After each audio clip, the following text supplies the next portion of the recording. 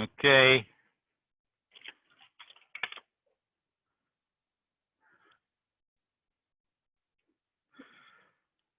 Happy Wednesday.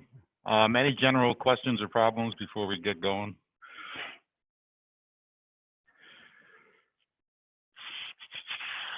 I have been sending emails just as reminders. So really the first homework is due next Tuesday around what we've been talking about. There was that sort of preliminary homework. It was due yesterday, but of course, the deadline is somewhat flexible, so there's no real late penalty. And the first set of sprint assignments is due, well, in some ways starting today, but Friday for the synthesis slash recitation, and then the homework, the OWL week 1 homework on Tuesday. So, but I will keep spamming you with reminder emails about such things. We were talking sig figs in a calculation.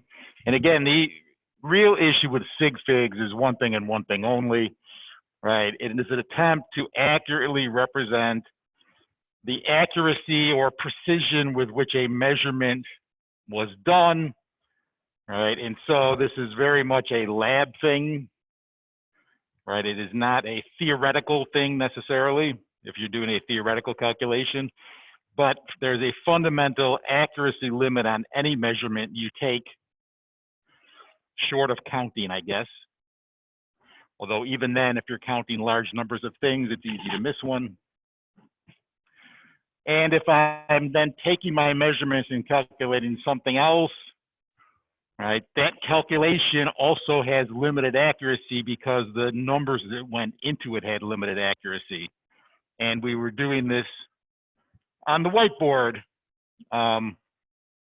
with my usual poor penmanship on Monday, but here it is neater and typed, right? Again, if I've got this rectangle and I'm measuring the sides, right? If my measurement device measures to the nearest inch, right, I would quite possibly get a measurement of 12 inches on the one side and 9 inches on the other side. Right. Again, because of the accuracy limit, that 12 is not exactly 12. It represents some number between 11 and a half and 11 and a half and 12 and a half. Right. Similarly, my 9 inches isn't exactly 9 inches. It's somewhere between 8.5 inches and 9.5 inches. Right. And so if I then go to calculate the area, what I really have is a range of areas that could be the correct answer, right? My nominal value, right, is this middle one, because again, I did measure it, and I still think my 12 is the most likely answer, right? But there is some imprecision in that measurement, right? And so I think it's really about 108, but I can't swear that it's exactly 108 because, again, any value between an 11.5 and 12.5 could be correct, and any value between 8.5 and 9.5 could be correct. So what I really have is a range of acceptable answers, right? At the top end, if it really was 12.5 and it really was 9.5, it could be as large as 118.75. If, on the other hand, the two lowest possible acceptable answers were in fact correct, it could be as low as 97.75. And so I cannot say with certainty what the exact answer is, because of course it does not have to be any one of those three. It could be any value in that range. So really, right, what I have is a nominal value of 108 plus or minus essentially about 10, a little over 10 inches squared as my area, right? That is really what I'm trying to represent here with my sig figs. If I'm writing a paper for publication or doing a fancier right, lab calculation, I'm really going to do more statistics than what I'm doing here with my simplified sig fig rules. But what this really does tell me, if I were to go through this, whoops, right, is that even the second digit isn't significant,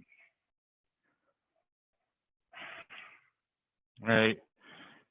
Which is why really ultimately my answer only has one significant digit in it. And so the shortcut to doing that, if I didn't want to go through and calculate the range every time, are what these sig fig rules are trying to represent, right? And so that's a whole lot of time spent telling you that this is an oversimplification of what I'm really trying to do with the sig figs. Because again, it's really a question of accuracy, right? And what's really missing from this entire picture is random fluctuations in the measurement, right? If I really want to talk about lab statistics, and apparently I do, right? The imprecision in a single measurement isn't the whole problem, right? If I were to do this and there was a random error in my measurement, right, I might get 12 for the length sometimes, I might get 11 other times, or 13, or if I'm really sloppy or this is a really imprecise device, I might get numbers from 9 to 15, right? Which is why the lab version, which is really what the sig figs are trying to talk about, is really more complicated. I've got single measurement imprecision, which is mostly what the sig figs are talking about.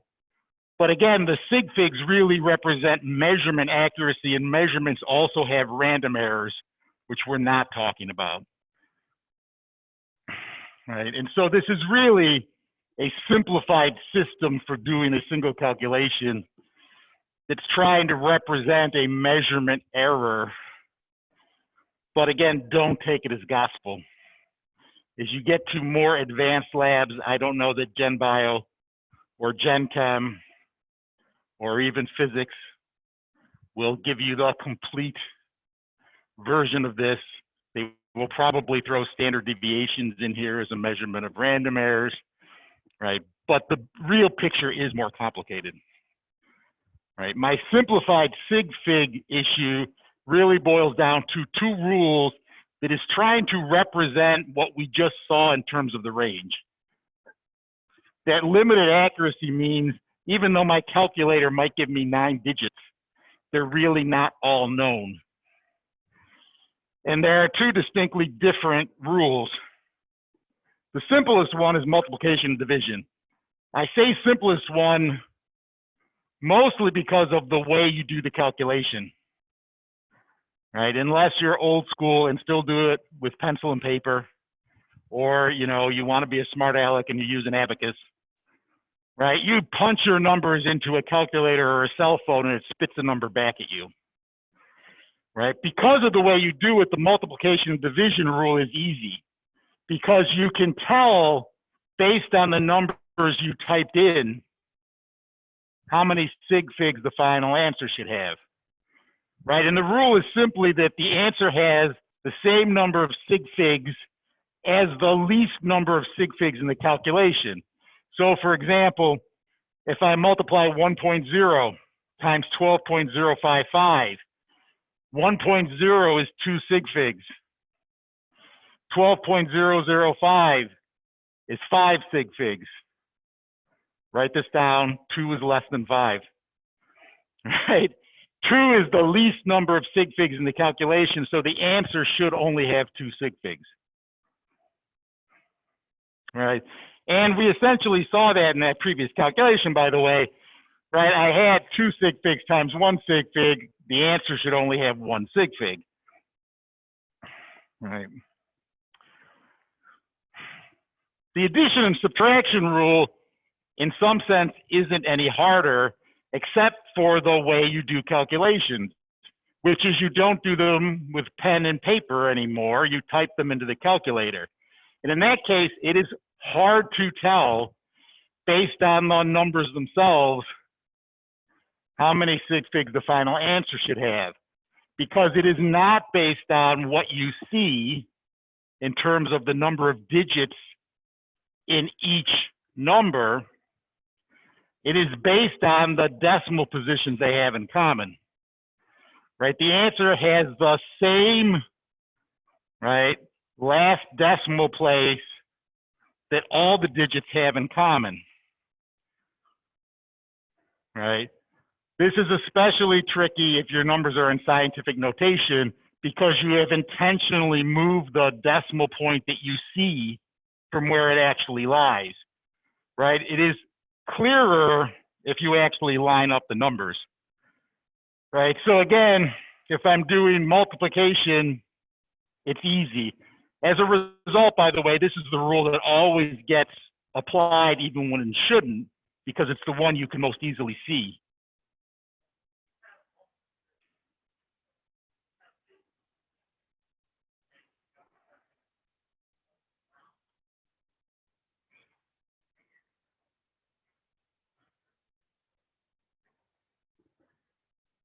Yes. More on that in a second. Right, so, you know, here I'm multiplying three numbers together, right? For multiplication, again, I don't care because it's just the number of sig figs. So this is 3 sig figs, this is 5 sig figs, this is 1 sig fig. The smallest number of sig figs is 1, the final answer should have 1 sig fig. So if you punch it into your calculator, you get 8, right?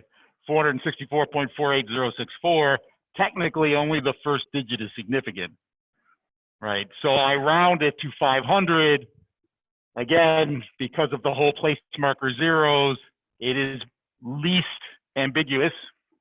In fact, totally unambiguous if I do it in scientific notation where it's 5 times 10 to the second, right? For addition and subtraction, really, a lot of times the only way to see it is to actually line it up. And if you look at it this way, you can see where the rule comes from, right? And so here I'm adding those three numbers together. Now, again, it's confusing in scientific notation because I've intentionally moved the decimal point.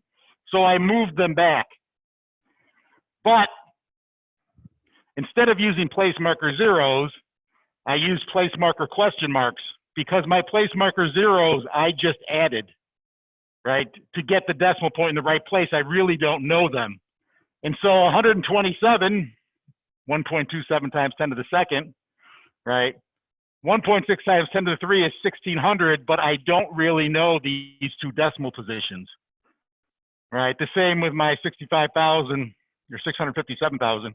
I don't know these two decimal positions, right? When I'm adding them, I actually add decimal position by decimal position. And so you can see where the rule comes from. I don't really know this digit, right? Which means I can't really know this digit. As I sometimes like to say, 2 plus I don't know is I don't know. Right. And so the last significant digit in the result, right, is the last decimal position where I know them all. I know this 1, I know this 6, I know this 9, so I know this is a 6. As soon as I have a question mark in a decimal position, that decimal position is automatically not significant in the final answer.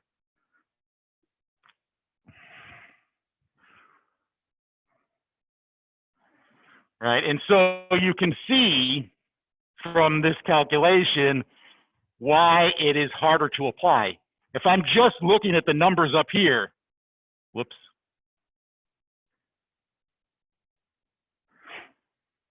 Right. Let's face it, if that were the problem on the homework, you would just punch them into your calculator. If I'm looking at the numbers, I've got 3 sig figs, 2 sig figs, and 4 sig figs. The final answer ends up having 4 sig figs. Right? Not 2, which is the least number of sig figs, right? 4. In fact, the final answer could have more sig figs or less sig figs than any of the numbers in it. I kind of want to try to use the whiteboard because I hate to write on the tablet, but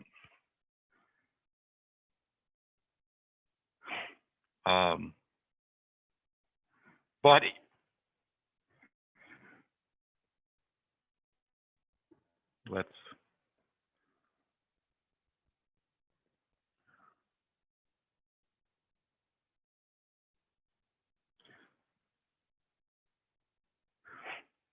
right, the most obvious example of that is, right, if I want to subtract two numbers, and so I'm going to take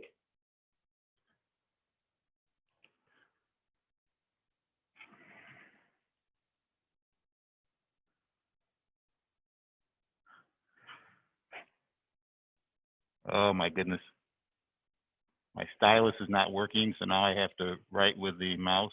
Good luck. 999,999. That's 6 sig figs. I'm going to subtract from that 9,900. It looks like a 3-year-old is teaching this class. 98. Right? The last digit they have in common is, in fact, the ones place.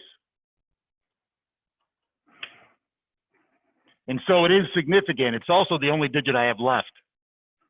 Right? And so there's a case where I have a calculation that has 6 sig figs in it and 6 sig figs in it, and the final answer only has 1 sig fig.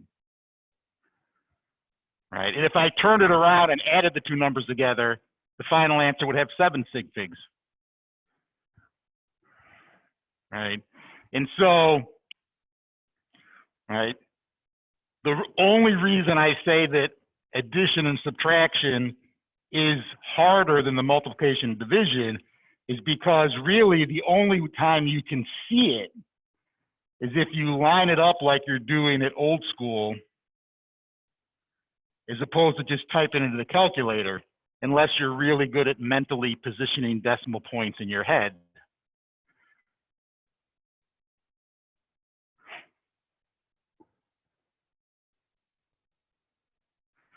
Which you may or may not be. But again, especially when they're in scientific notation, it is not so easy even for me, who has been, you know, playing this game for decades.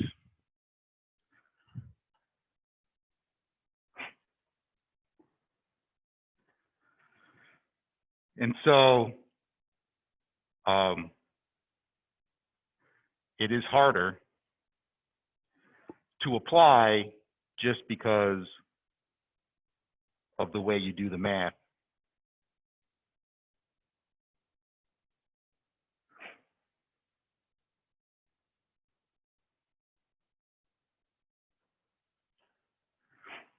Right, and so I recommend when it comes to addition and subtraction to actually write it out like you're doing it old school, because that's the easiest way to actually visualize where the significance ends.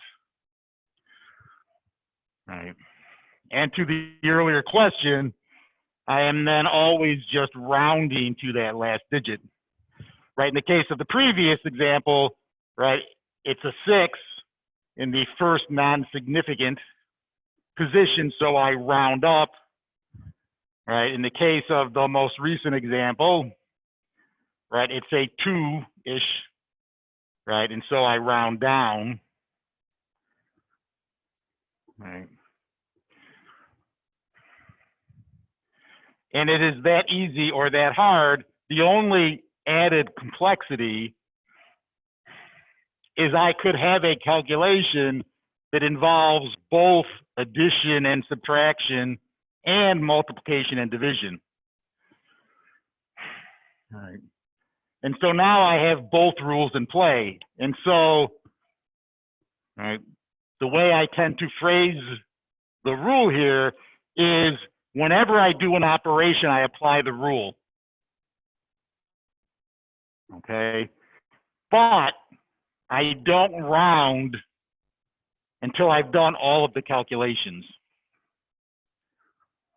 Right. And so here I've got a multiplication followed by an addition, right? Normal order of operations.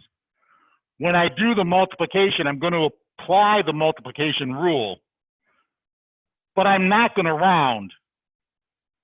I'm going to keep the insignificant digits around for the addition, but I'm going to need to know they're insignificant, right? And there's any number of ways you can do this. I tend to subscript them if they're insignificant. Some books and some people underline the ones that are significant. You know, you could highlight them if you're a person who likes your highlighter. You could do them in different colors. You could do them in pen and pencil. You could circle them, right? But I'm going to apply the rule without finishing by rounding, right? And so if I multiply those two numbers together, my calculator gives me 7 digits, 7.741344 times 10 to the first, right? By rule, I've got 3 sig figs times 5 sig figs. The answer should only have 3 sig figs. But again, I do not want to round until the end. Otherwise, I start to accumulate round-off errors. And so I just want to know for what happens next, what's significant. I don't round it. And so I subscripted the insignificant digits. I didn't round them yet, but I do need to know that technically only the 774 are significant. All right. Then I do the addition, and I will apply the addition rule. And at that point, since I'm out of calculations to do, I'll then round it. So again, I tend to line up my additions old school so I can see where the decimal positions are. All right, so 7.74 times 10 to the first is 77.41344. Again, the 1, 3, I probably should subscript them here, right, are not significant. Right, 127 stops here, they're all significant. The first position where I do not know a digit is the 10th place. So that is not significant anymore. And the last significant digit is the ones place. Right, and so now I round it. And since this is a 4, I round down to a 4. And so my final answer is 204, or if you prefer scientific notation, 2.04 times 10 to the second. In this case, there's no real preference, right? Because there's no place marker zeros required. And that's really my only purpose for scientific notation. Yes, no, maybe? Questions on that? The chat looks quiet. Nothing in the chat, I take it. Everyone's sleeping in this morning. Okay, and again, since my measurements are data, they have units associated with them.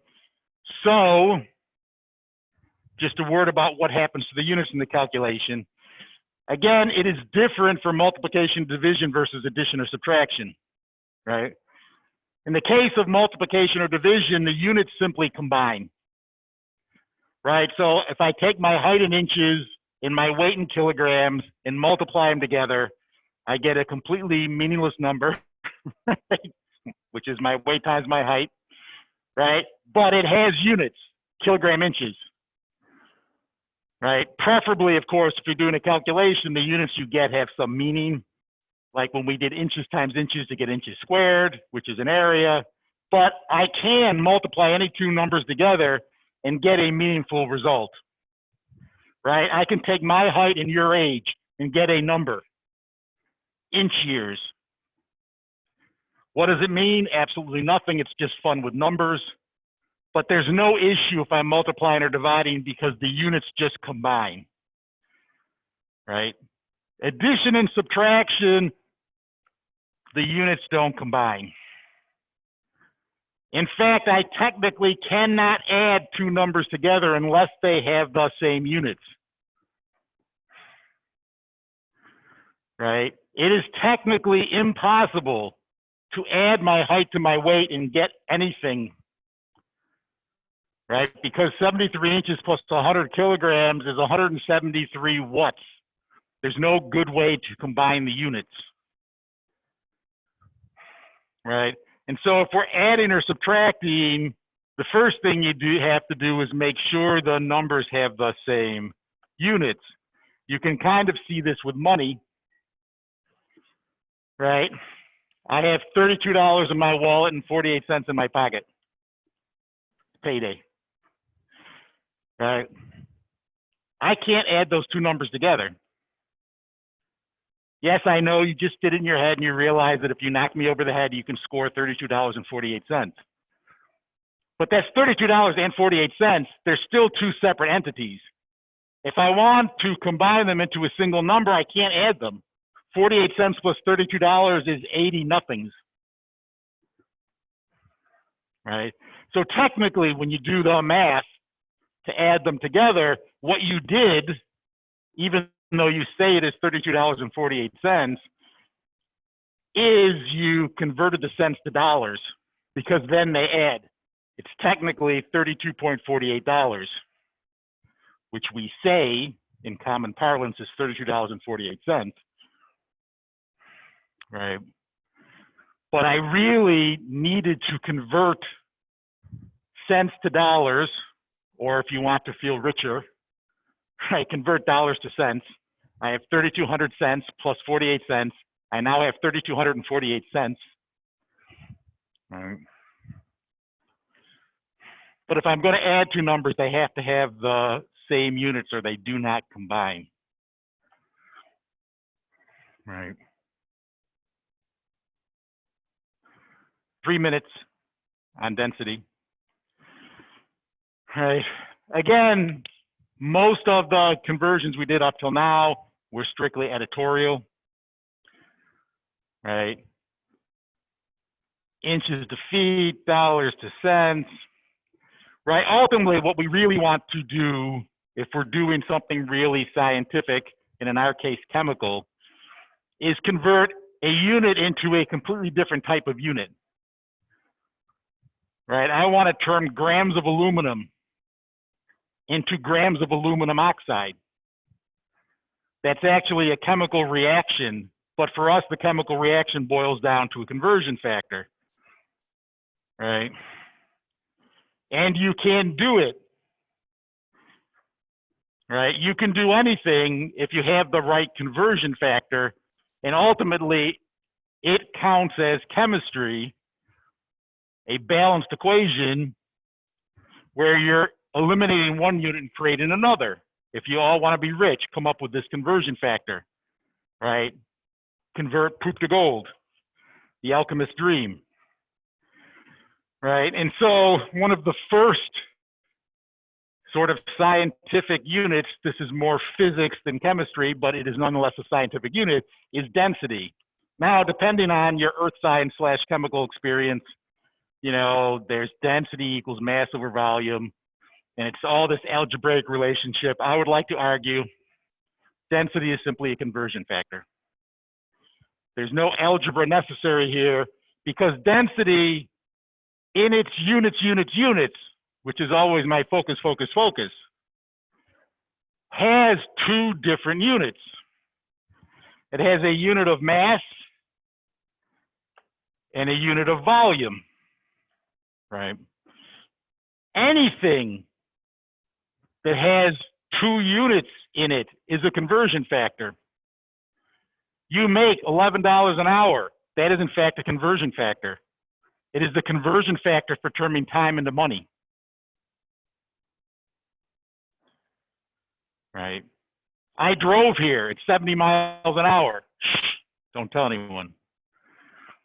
Right? That's the conversion factor for converting time into distance traveled.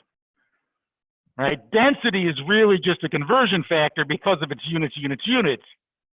It has units of some measure of mass per some measure of volume. And so it's simply a conversion factor for turning mass, which is one type of physical quantity, into volume, which is a different type of physical quantity. So this is the first sort of non-editorial conversion we have.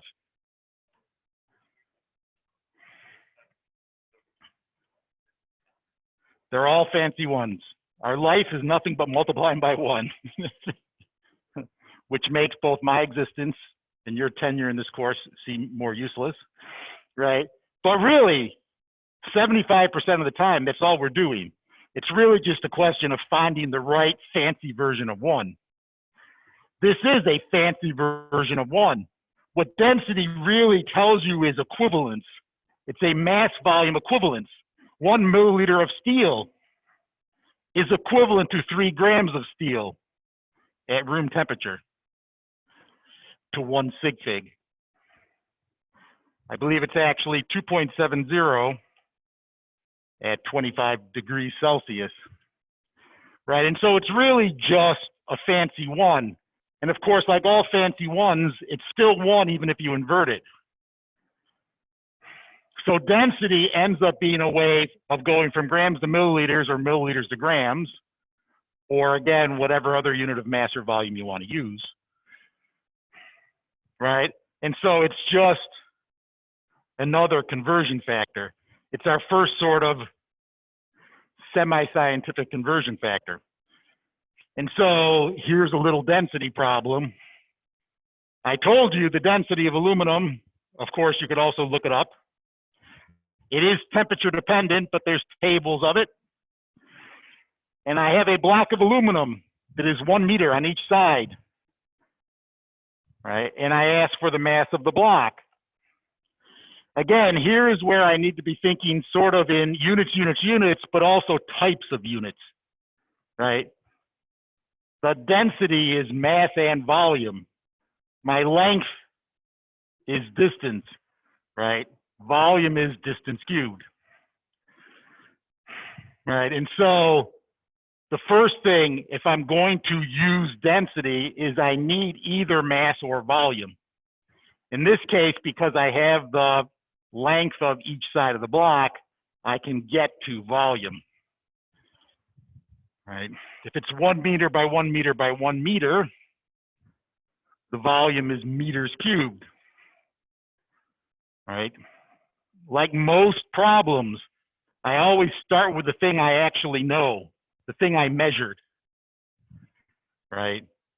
And in this case, what I measured was the volume, right? And you could do this algebraically, right? I just never do because life is conversion factors.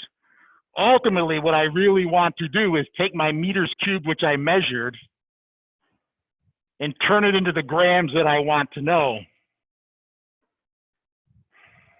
Right. And so,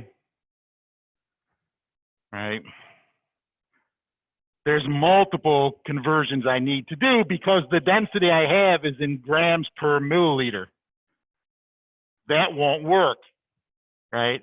Milliliters is a unit of volume, meters cubed is a unit of volume. So my basic idea is right, but I need to get my meters cubed to be milliliters for the cancellation to work. And so, in some ways, as I'm constructing this, I'm really starting over here and working my way back because I also know that 1 milliliter by definition is 1 centimeter cubed. Right now, I've got centimeters and I got meters and I kind of know what to do to fill in the gap. I only really throw this example up for, you know, it's not like we use density a lot, but it's a thing, right? But if I have a unit cubed, I need the conversion to be cubed, right? There's 100 centimeters in a meter. There's not 100 centimeters cubed in a meter cubed. Because every time I apply that conversion factor, I change a single centimeter, excuse me, a single meter into a single centimeter, right? And so I technically have meters times meters times meters. So I need to convert this meter to centimeters, and then this meters to centimeters, and then this meters to centimeters. And then I have centimeters cubed. All right.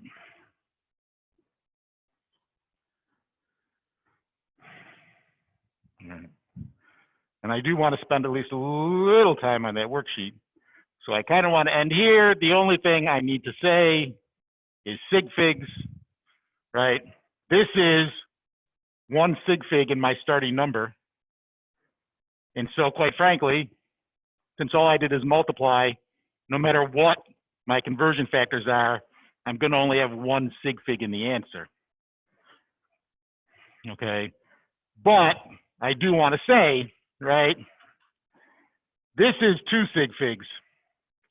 It's deceptive the way I wrote it because it was 2.7 grams per milliliter. But remember, that was the density. It was a measured number. It was really 2.7 grams per milliliter, right?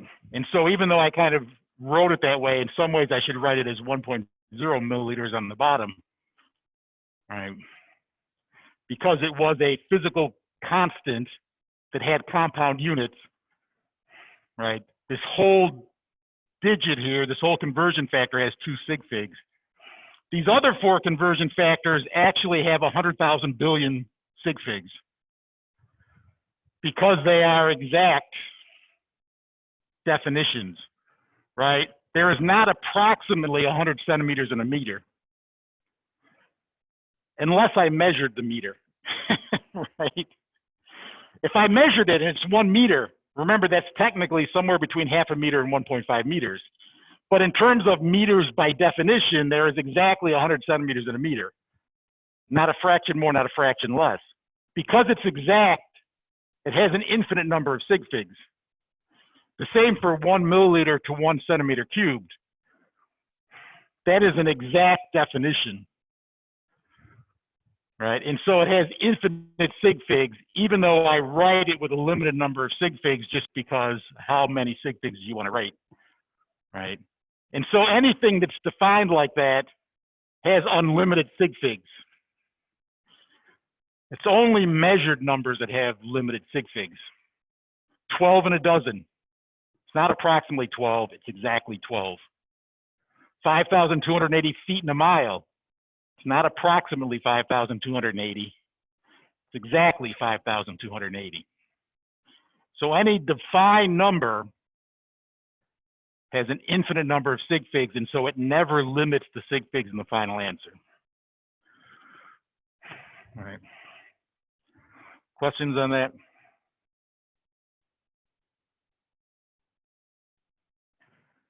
Friday, real chemistry for the first time. For now, I did email you the link. It's on my courses for the worksheet. The LAs and I are here if you have questions. I don't know how this is going to work, especially with the Zoom. We will either take turns or one of us will be monitoring the Zoom if you have questions. You can work in groups. On the other hand, you're supposed to stay away from each other, so I don't know how that's going to work. And some of you are in a virtual space, so I don't know how you're going to make friends, but you can try. And if this doesn't work, we'll never do it again. But if we can somehow make it work, it at least gives us a chance to interact with each other and get some questions answered. So have at it. If you have questions, shout out or raise a hand. If you have questions on the Zoom, type them in and we will try to answer them. And when you're done or you just can't take it anymore, you may leave and go on with your day. You can submit it then anytime. I think through tomorrow. I put a deadline on the Dropbox. Digitally, we're trying not to pass papers around. So if you do it on paper, you can either scan it and upload a PDF, or you can take a cell phone picture and upload a JPEG, right? Instructions are on the Dropbox.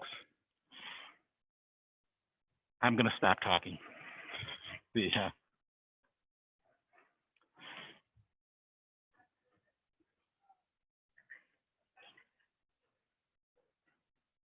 The submission link doesn't work?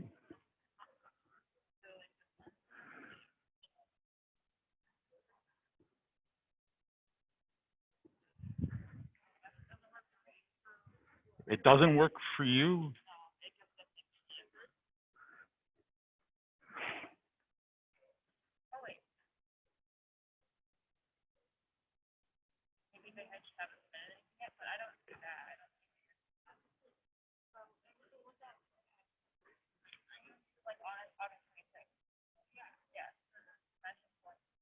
Well,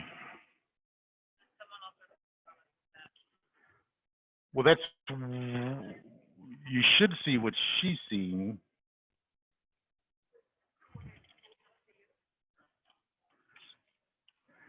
Well, if they just tell them just to go under assignments and the Dropbox is there, but I don't know. I don't know why, especially the two of you have the exact same access permissions. I'm not sure why. I also don't know why I'm projecting this to the entire room, but.